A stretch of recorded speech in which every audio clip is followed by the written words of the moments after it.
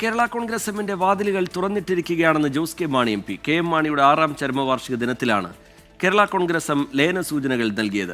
ഐക്യത്തിന്റെ നിലപാടാണ് K M Mani ഉയർത്തിപ്പിടിച്ചതെന്നും ചിലരാണ് ഭിന്നിപ്പുണ്ടാക്കിയതെന്നും Mons ജോസഫും പറഞ്ഞു. ഇനിയൊരു ലയനം ഇല്ലെന്ന് പറഞ്ഞിടത്തു നിന്നാണ് നിലപാട് മാറ്റം.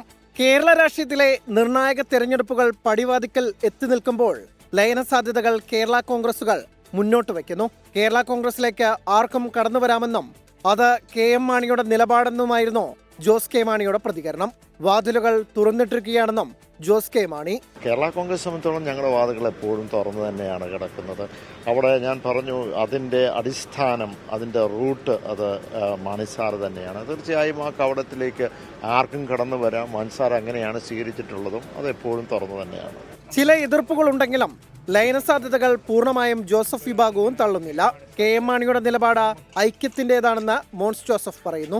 എന്നാൽ ഭിന്നിപ്പുണ്ടാക്കിയവരെ തള്ളിപ്പറയുന്നു. കെ എം മാണി സാറ് യോജിപ്പിച്ച് നിർത്തിയ പാർട്ടിയെ പിന്നീട് ചില ആളുകൾ പിളർത്തിക്കൊണ്ടുപോയതിൽ മാത്രമേ ഞങ്ങൾക്ക് സങ്കടവും. കാരണം അദ്ദേഹം ഉയർത്തിപ്പിടിച്ച നിലപാട് കേരള കോൺഗ്രസ് ഐക്യത്തിൻ്റെ നിലപാടാണ്. ഭിന്നതയുടെ നിലപാട് ഉയർത്തിക്കൊണ്ട് ഈ 6 വർഷം കടന്നുപോയതിൽ പാർട്ടിക്ക് വേദനയും. വഖഫ് അടക്കമുള്ള വിഷയങ്ങളിൽ വിവിധ ചേരിയിലാണെങ്കിലും കേരള കോൺഗ്രസുകൾ എടുക്കുന്ന നിലപാടുകൾ ഒന്നാണ്.